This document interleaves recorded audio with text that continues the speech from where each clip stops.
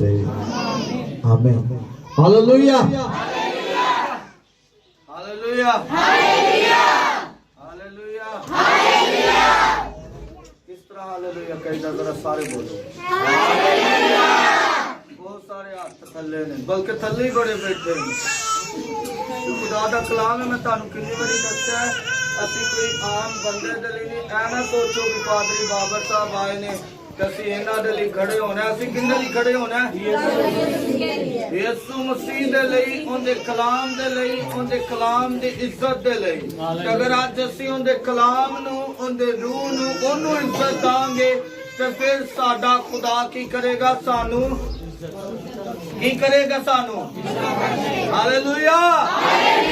बोलो बोलो खुदावंद यीशु मसीह की, बोलो बोलो खुदावंद यीशु मसीह की। हालेलुया। मैं आपकी जोरदार तालियों में सभावे को दावत देता हूँ, वो आए और खुदा के कलाम को बयान करें, और हम अपनी दीन के मुताबिक उन्हें कलाम से पहले वेलकम भी करेंगे कि वो हमारी कलीसिया में आज बाइस से बरकत बन कर आए।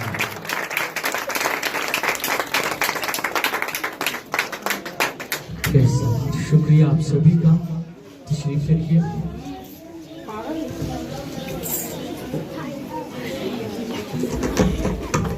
हालेलुया। आज सुबह मैं अपने खुदावंद का बेहद शुक्रगुजार हूँ। उसके बाद खुदा के खादिम पास्टर फैसल इमानत साहब का, आप सभी बहन भाइयों का जो खुदा के कलाम को इज्जत देते हैं, खुदा के खादमों को इज्जत देते हैं और खुदा के कलाम को सुनते हैं। ये सारा जलाल हमारे प्यारे खुदावंद यीशु मसीह नासरी के नाम को मिलता रहे। आमीन। तो मेरे अजीजों, आज हम अपनी रहनुमाई के लिए देखते हैं रोमियो उसका 10वां बाब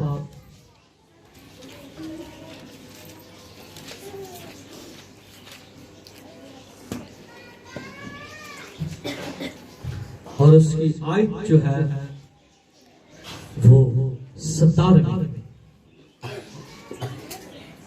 खुदा के कलाम में यूं लिखा हुआ है, बस ईमान सुनने से पैदा होता है और सुनना मसीह के कलाम में से।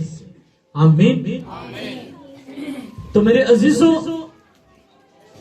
ये छोटी सी आयत, ये चंद लफ्ज आपकी जिंदगी को बदलना जानते हैं, ये बदल भी देते हैं। पहली बात तो यह है कि ईमान कहां से आता है, और कितने लोग आज यहां पर कलाम को सुनने के लिए आए? सभी। मेरे अजीजों, कलाम को सुनना नहीं, कलाम को अपने दिल में उतारना है, कलाम को अपनी जिंदगी में लेना है। जब कलाम आपकी जिंदगी में होगा तो खुद ब खुद जो है ईमान जो है वो नजर आना शुरू हो जाएगा। क्योंकि बाइबल में जो हमने आयत पढ़ी कि बस ईमान सुनने से पैदा होता है। ईमान कहां से पैदा होता है? सुनने से। अगर हम चारों अनाजील पढ़ते हैं तो वहां पर लिखा हुआ है कि यीशु जहां जहां जाता और लोगों को खबर मिलती, वो सुनते कि यीशु मसीह आज हमारे इलाका के अंदर आ रहा है, तो वो बीमारों को, मफलूजों को, गुनाहगारों को, नकम्मों को, फकीरों को यीशु के पास लाते और उनकी जिंदगी तब्दील हो जाती। ईमान सुनने से पैदा होता है, और सुनना कहां से है? मसीह के कलाम में से। और जब हमारा कलाम हमें इस बात की इजाजत दे रहा है तो हमें चाहिए कि ये कलाम हमारे दिल में उतर जाए। आज लोग कलाम को अपने दिल में उतारते नहीं, सिर्फ सुनने की हद तक है। यहां से सुना, उसके बाद भूल गए। इस तरह होता है। कुछ लोगों को यह भी नहीं पता चलता कि पिछले इतवार चर्च के अंदर कौन सा हवाला या कौन सी अंजीर या कौन सा खत या पुराने अहदनामा में से कौन सी किताब पढ़ी गई थी। सिर्फ सुना है, दिल में नहीं रखा। और जब दिल में रखेंगे तो फिर क्या होगा? मुजज़ात होंगे, फिर खुदा हमारी जिंदगी को तब्दील करेगा।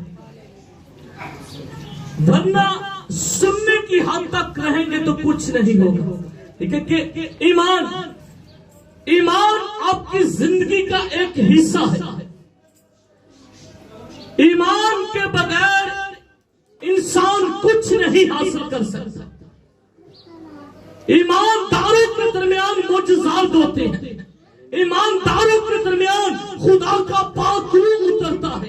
ईमानदारों के दरमियान बड़े बड़े मुजज़ात होते हैं। ईमानदारों के साथ इब्लीस जब जंग लड़ता है तो इब्लीस हार जाता है।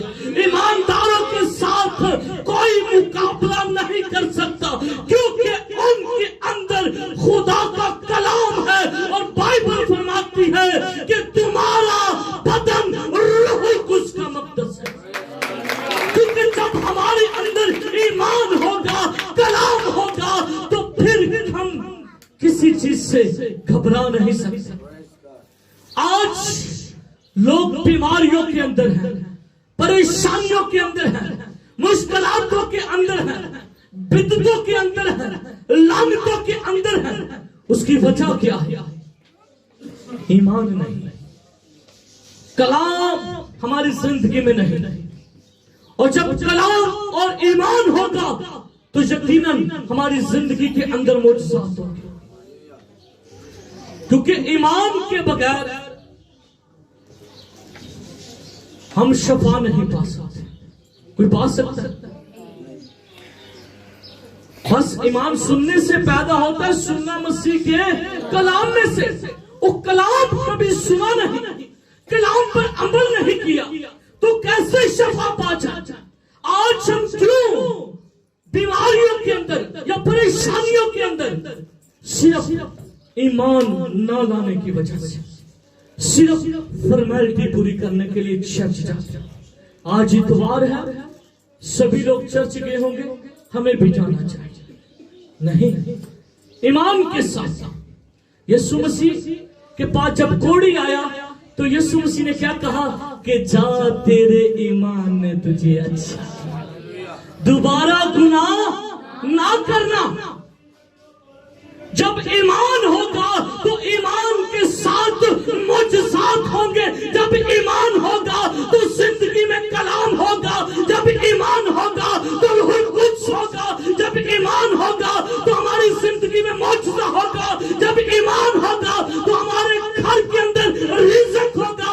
जब ईमान होगा तो हमारे पास रोजगार होगा। जब ईमान होगा तो खुदा खुशियों से नवाजेगा। क्योंकि ईमान की बात हो रही है। जब ईमान नहीं तो हम कुछ नहीं हासिल कर सकते, वही के वही रह जाएंगे। जिंदगी के लम्हात गुजरते जा रहे हैं।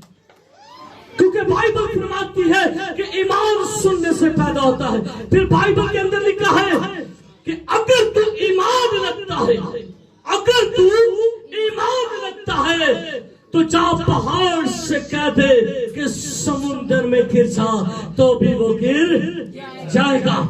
हालेलुया, तो भी वो गिर जाएगा। क्योंकि ईमान की बात हो रही है। ईमान के साथ एक शायर लिखता है, कहता है ईमान नाल देख तेनू यीशु नजर आएगा, दिल विच तेरे आपे आन समाएगा। और जब ईमान ही नहीं तो कैसे हम यीशु को देख सकते हैं? जब ईमान ही नहीं तो मुआजिज़ा कैसे पा सकते हैं? जब ईमान होगा तो फिर हम हर एक चीज को अपना सकते हैं, क्योंकि ईमान की बात हो रही है। और कलाम कलाम को सुनना चाहिए। यीशु मसीह जहां भी जाते मुनादी करते, जिंदगियों को तब्दील कर देते थे, जिंदगियां कलाम सुनती थी। लेकिन आज लोग कलाम सुनते हैं, दिल में नहीं रहते। ईमान जो है वो बहुत बड़ी चीज है आपकी जिंदगी के अंदर। और जो लोग कहते हैं कि अभी तक हमारे पास बरकत नहीं, तो मैं इस ईमान के साथ कह सकता हूं कि आप ईमान के साथ खुदा के हुजूर जाएं, ईमान के साथ कलाम पढ़े, सिजदा करें, आंसू बहाएं, घुटने टेके और अपने आप को खुदा के ताबिया करते, ना दाएं देखे, ना बाएं देखे, ना पीछे देखे, बल्कि यीशु मसीह की तरफ देखिए। देखिए कैसे खुदा आपकी जिंदगी में मौजज़ा करता है। जो लोग कहते हैं कि अभी तक खुदा ने हमें बरकत नहीं दी, बरकत यूं ही नहीं मिल जाती, बरकत यूं ही नहीं मिल जाती। अमाल की किताब के अंदर लिखता है खुदा का बंदा, लिखा हुआ कि वो ईमान के साथ इकट्ठे हुए। किसके साथ? ईमान के साथ। आज ईमान किस तरह का है? ईमानदारों के दरमियान मुआवजे नहीं होते। आज लोगों का इतना सा ईमान है कि वो बीमारी में आते हैं और बीमारी में लौट जाते हैं। खुदा का कलाम भी सुना है, खुदा का कलाम भी सुना है, ईमान फिर नहीं। ईमान सुनने से पैदा होता है, सुनना मसीह के कलाम में से। आज सभी घरों के अंदर बाइबल मुकद्दस मौजूद है। आप सभी के घरों में है ना बाइबल?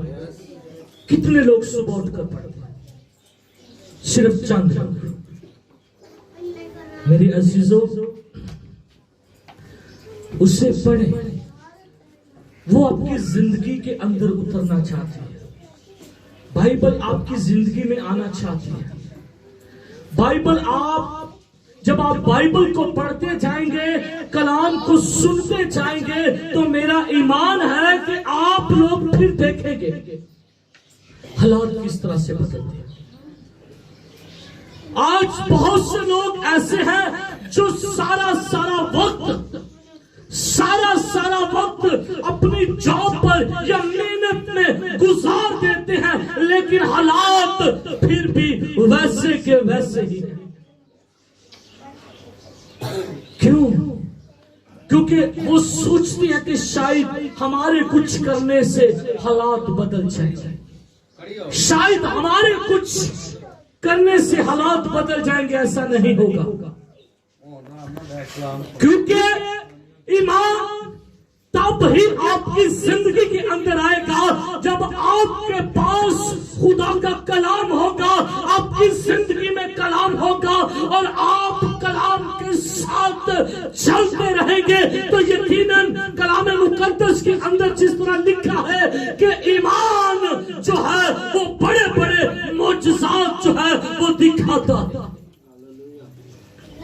ईमान की बात है, ईमान से हटकर नहीं। बाइबल में जहां पर भी आप पढ़ेंगे लिखा है कि जा, अगर तू ईमान रखता है, जा, तेरे ईमान ने तुझे छाया। दानियल को देखिए, जिसे शेरों की गार में डाला गया, उसका ईमान था खुदा था।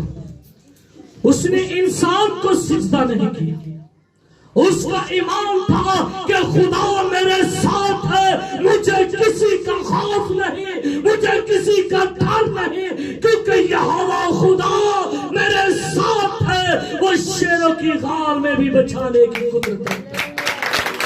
ईमान जहां पर होता है वहां पर इब्लीस के बंधन टूट जाते हैं, वहां पर इब्लीस शर्मिंदा हो जाता है, वहां पर इब्लीस थर थर कांपना शुरू हो जाता है, क्योंकि आपके साथ यहोवा खुदावंद यीशु मसीह नासरी जो कहता है कि देख, मैं दुनिया के आखिर तक हमेशा तुम्हारे साथ रहूंगा। साथ है वो आपको कभी नहीं छोड़ता। आपको ईमान होना चाहिए, आपके अंदर खुदा का कलाम होना चाहिए।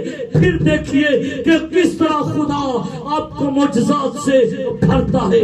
लोग कहते हैं कि लोगों की जिंदगियां बीमारियों में गुजर जाती है। मेरा ईमान है अगर यीशु मसीह नासरी,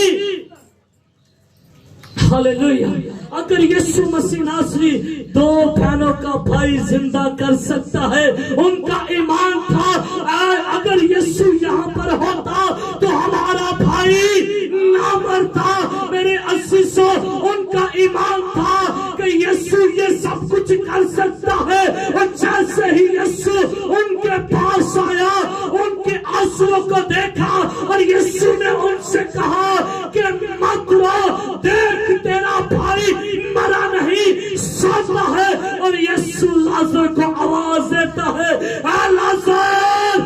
लाजर बाहर आ जा। लाजर का फन समेत बाहर आ जा। ईमान जहाँ पर होता है, मुर्दे जीतते हैं, लंगड़े चलते हैं, बहरे सुनते हैं, गूंगे बोलते हैं, मफलूज शफा पाते हैं, गुनाहगार नचा पाते हैं और कोड़ियों के कोड़ साफ पाक किए जाते हैं। क्योंकि ईमान की बात है। और जहाँ ईमान नहीं वहां पर कुछ नहीं हो सकता, वहां पर कुछ नहीं हो सकता। क्योंकि ईमान जहां पर है, ईमान के साथ अगर आप कहेंगे कि खुदा तो आसमान से मन बरसा, तो खुदा बरसाने की कुदरत रखता है। अगर खुदा के हुजूर ईमान के साथ चलते रहेंगे तो खुदा रास्ते बहाल करता है।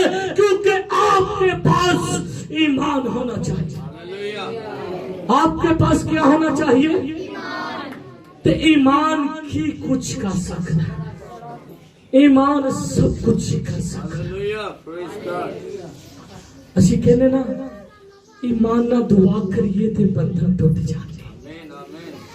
ते कदों करनी है ईमान ना दुआ? बंधन ते उठे ईमान अपने दिल से आंसू बहाए। आप खुदा के कलाम पर ईमान रखते हैं, आप यीशु मसीह पर ईमान रखते हैं। वो खुदा जो कहता है मैं कल और आज बल्कि अब तक यकसा है।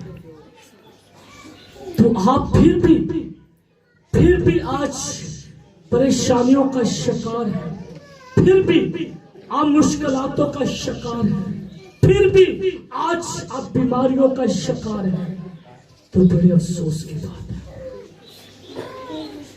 आपका ईमान कहां गया? कहां गया तुम्हारा ईमान? ईमान से जब ईमान होगा तो फिर मुजज़ात भी होंगे। मेरे अज़ीज़ों, ईमान के बगैर हम कुछ हासिल नहीं कर सकते, बरकत नहीं पा सकते। बरकत जितने मर्जी गिरजे ने चक्कर काट लो, जिन्ना चिकर ईमान ना ले आना शफा नहीं चुप। शफा अगर पाना चाहने या चाहने कि शफा सानू मिले तो फिर की ईमान ना लाना, फॉर्मेलिटी पूरी करन नहीं आना कि चलो आज छुट्टी है, चंगे कपड़े पाने गिरजे जाने तो फिर अगली गल समझते जो ना लोकां भी विखाने इंज नहीं। गिरजे जाना ईमान नाल ताकि असी अपनी बरकत नू रिसीव कर सकीए और साडी बरकत साडे हर वक्त वो तैयार है।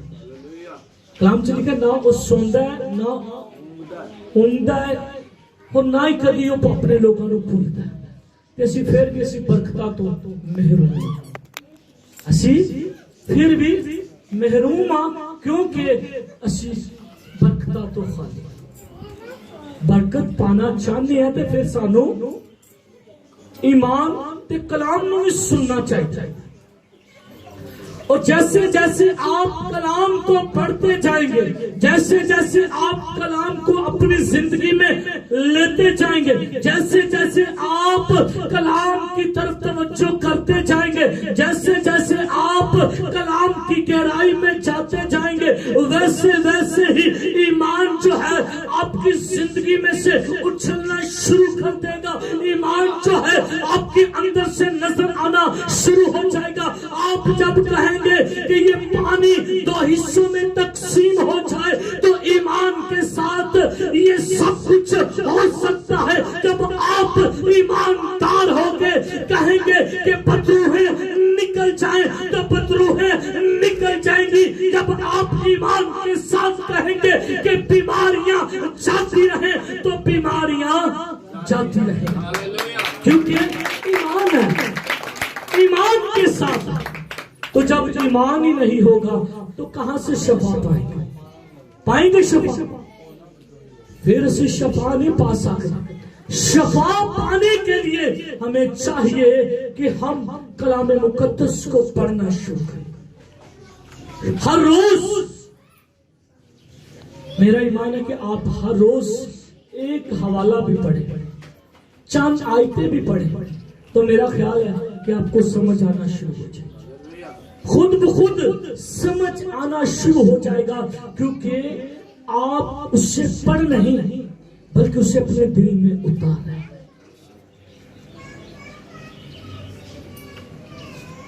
ज़बूर के अंदर लिखा कि मैं गल खुदा दी सुनागा जद करेगा ओ कलाम। असी उन्हें सुनना है, सुन के वो देते अमल नहीं आना है, ईमान नहीं आना है। और जो सुन के अमल ते ईमान नहीं आने तो फिर यकीनन खुदा साडी जिंदगी अंदर एक अंदर मौजज़ात करता है। बहुत से लोग चाहते हैं कि हम अंजील का काम करें, हिम्मत नहीं। बहुत से लोग चाहते हैं प्रस्तिश करें, हिम्मत नहीं, अल्फाज नहीं, जोर नहीं, दलेरी नहीं। और जब ईमान होगा तो आप फिर रुकेंगे नहीं, फिर आप रुकेंगे नहीं बल्कि कलाम को सुनाते जाएंगे। क्योंकि आपके साथ क्या है? यहोवा खुदा, जिसके कलाम में से हमें सुनना और ईमान लाना है ताकि हम सब बरकत पा सकें। हालेलुया। तो आए हम सब अपनी आंखों को बंद करते हैं। हालेलुया। मेरे अजीजों, आपने अपनी आंखें इस ईमान के साथ बंद करनी है कि खुदा आपको बरकत दे। आपने अपने दाएं बाएं ना देखें, अपने हाथ आसमान की तरफ उठाएं, अपनी तवज्जो, अपना फोकस खुदा पर दे। जिस तरह खुदा का बंदा दाऊद कहता है, मैं अपनी आंखें आसमान की तरफ उठाता हूँ, पहाड़ों की तरफ उठाता हूँ, क्योंकि मेरी कुम्मत खुदामंद ही से है। मेरे अजीजों, आज आपने भी इस ईमान के साथ दुआ करनी शुरू करनी है। आप बुलंद आवाज के साथ दुआ करना शुरू कीजिए। आप खुदावंद से कहिए कि खुदा तू मुझे बरकत दे।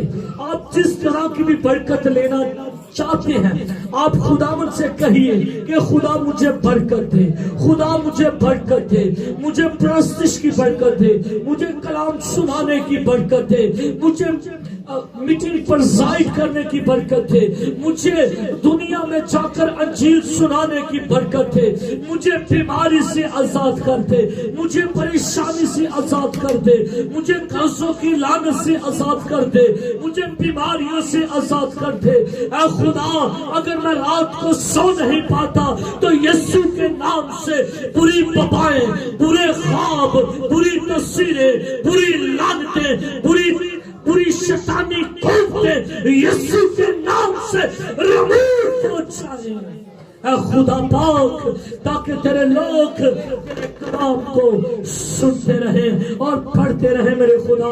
ऐ खुदा पाक खुदा, तू अपने लोगों पर अपना हाथ बढ़ा। Hallelujah, hallelujah. हम खुदा के खातिम पास्टर फैसल साहब के साथ मिलकर दुआ में आगे बढ़ेंगे। Hallelujah, hallelujah, hallelujah. सभी दुआ करते रहे बुलंद आवाज के साथ। अभी हमने पर सुना कि ईमानदारों के दरमियान मोजज़ात होते हैं, मोजज़ात होते हैं। अगर मोजज़ा रिसीव करना चाहते हैं तो दुआ करें। के नाम से हमारी जिंदगी में आ, यीशु के नाम से हमारी जिंदगी को चेंज कर, यीशु के नाम से खुदावन देख हमारे बंधन तोड़। आज तेरा कलाम हमारी जिंदगी के लिए बाइस से बरकत हो। तेरे कलाम के सबब से हम चेंज होते जाएं। तेरे कलाम के सबब से खुदावन हम ईमान को सुनने, ईमान को अपने दिलों में लाने वाले हो। तेरे कलाम को सुनने वाले हो, तेरे कलाम पर अमल करने वाले हो। और एक खुदावंद कदूस खुदा देख आज यीशु के नाम से तेरा जलाल हमारी जिंदगी में चमकता रहे कि तू ही जिंदा खुदा है। बाकी यहोवा यानी देख तेरे बंदा के लिए तेरा शुक्र अदा करते हैं जो खुदावंद आज हमारे दरमियान आया, ताकि खुदावंद तेरे कलाम को, तेरी आवाज को, तेरे नूर को, तेरे मोजज़ात को खुदावंद आज हमारी जिंदगी में खुदावंद लाए और हम इस पर ईमान लाए और खुदावंद एक बरकतों को रसीद करें। तो मैं खुदावंद तेरे बेटे के लिए और ज्यादा बरकत को चाहता हूँ, रूह कुद्दस की आग को चाहता हूँ। खुदावंद देख तेरा बेटा इसी तरह रूह में बढ़ता जाए और तेरे नाम को जलाल देता जाए कि तू ही जिंदा खुदा है। तो हमारी अल्तजा को, हमारी फरियाद को, हमारे होठों के फल को खुदावंद छूना और बड़ी बरकत अता करना। कलीसिया को बरकत अता करना ताकि कलीसिया इस कलाम पर अमल करे और तेरे नाम को जलाल दे खुदावंद। तो अपना जलाल जाहिर कर मसीह यीशु के नाम से, आमीन।